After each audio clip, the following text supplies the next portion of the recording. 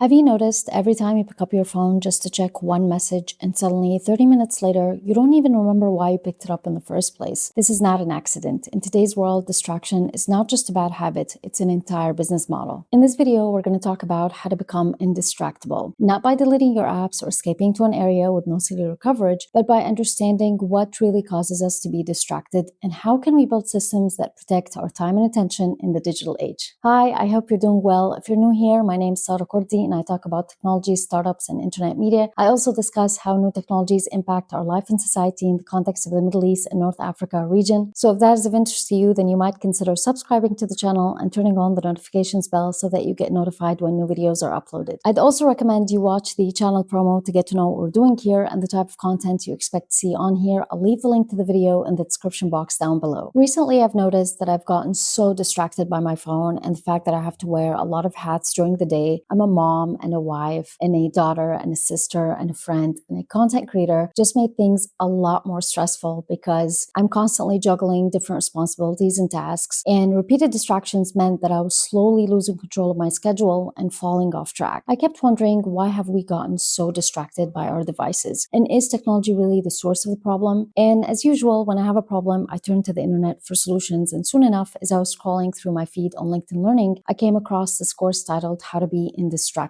by Nir Eyal, author of the book Hooked: How to Build Habit-Forming Products. Nir Eyal is a household name when it comes to understanding and managing distraction. Through his work, he aims to expose the hidden psychology behind how companies like Twitter, Slack, and WhatsApp keep us coming back for more, so that all of us startup founders, product makers, and marketers can use that same psychology to help people build healthy habits in their lives. In a world of endless notifications, multitasking, and dopamine-driven feeds, becoming indistractable will be the skill of the century. In the age of artificial intelligence, where so many jobs are being automated, the types of jobs that will remain worth doing are the ones that require the kind of human creativity that comes from focused attention. Contrary to popular belief, distraction isn't caused by our phones. It starts within us. We usually look for distraction to avoid an uncomfortable emotional sensation called an internal trigger. Internal triggers are usually boredom, anxiety, loneliness, or stress. This means we don't get distracted because something grabs our attention. We get distracted because we're trying to avoid how we feel. So how are we going to manage distraction? Step one, managing personal internal triggers. If we're going to manage distraction, we have to find healthier ways to cope with these uncomfortable sensations. Here are a few strategies Eyal suggests we try to cope with these internal triggers. Number one is to identify the feeling. Psychologists suggest that by simply pausing and giving a name to what we're experiencing at the moment and asking ourselves, what is it that we're trying to avoid? Is it boredom? Is it loneliness? Is it fatigue? We begin to have power over it. Number two is to get curious about this feeling. Instead of simply ignoring this uncomfortable sensation, psychologists recommend that we get curious about it and ask ourselves, why am I feeling this way? What is it that I'm trying to avoid? And what is the cause of this boredom? Number three is to surf the urge. Imagine a surfer on a surfboard riding that emotional discomfort until it passes. To do this, the author recommends a technique called the 10-minute rule, where you allow yourself to give in to any temptation or distraction as long as you set a timer, get curious about the sensation, think about it for a few minutes, and do it in just 10 minutes time. Step two, making time for traction. Distraction is very tricky because it makes it very difficult for us in the moment to tell the difference between the things we want to do, the acts of traction, and the things that we would regret doing, all of those distractions. The only way we can tell the difference in the moment between distraction and traction is to plan ahead. There are a number of things Eyal suggests we do in order to make more time for traction in our day. Number one is to plan the time, not the output. Instead of using to-do lists that you keep pushing to the next day, you can plan how much time you want to put into a certain task and budget that task on your weekly schedule. Number two is to eliminate low-value work. Low-value work is work that needs to get done, but doesn't necessarily need to get done by you. According to a study by Harvard Business Review, about 40% of knowledge workers' time is spent doing low-value work. Number three, make more time for focused work and less time for communication. You can start by scheduling 30-minute blocks dedicated to deep work creative projects. Step three, reduce external triggers and hack back focus. External triggers are all the things in our environment that cause interruptions and pull our attention away. So your phone, your notifications, your spouse, your kids. And when someone is interrupted during focused work, they're more likely to make mistakes. There are a few things we can do to manage external triggers. Number one is to let everyone around you know when you shouldn't be interrupted. And virtually, you can use the Do Not Disturb feature on your smartphone during focused work. Number two, adjust notification settings. You need to ask yourself a simple question. Is this external trigger trigger or notification serving me or am I serving it? For example, if a notification prompts you to do something you want to do, like attend a meeting, take a phone call, or go work out, then it's leading you towards distraction. But if it's distracting you, if it's making you do things you didn't plan to do, then it's time to adjust those notification settings. Number 3 is to leave technology out of meetings both in a professional and social context. Step 4 is to prioritize time for what matters most. Eyal suggests we divide our time into 3 main spheres. At the center sphere is time for you, because without you being in a good shape physically and mentally, it will be challenging for you to take care of yourself and others and do your best work. The next sphere is dedicated to important people in your life, like your family, your friends, and your community. And the last sphere is your work and professional obligations. When you start implementing these strategies, you will instantly notice that the world doesn't become less distracting, you just become more focused, because you start actively choosing what deserves your attention instead of simply reacting to what demands it. If you like this video, then you'd also enjoy the video where we talked about the most promising applications of artificial intelligence and how this amazing technology can help you make the most out of your focus time and improve your productivity. I'll leave the link to the video in the description box down below, and I'll see you next video.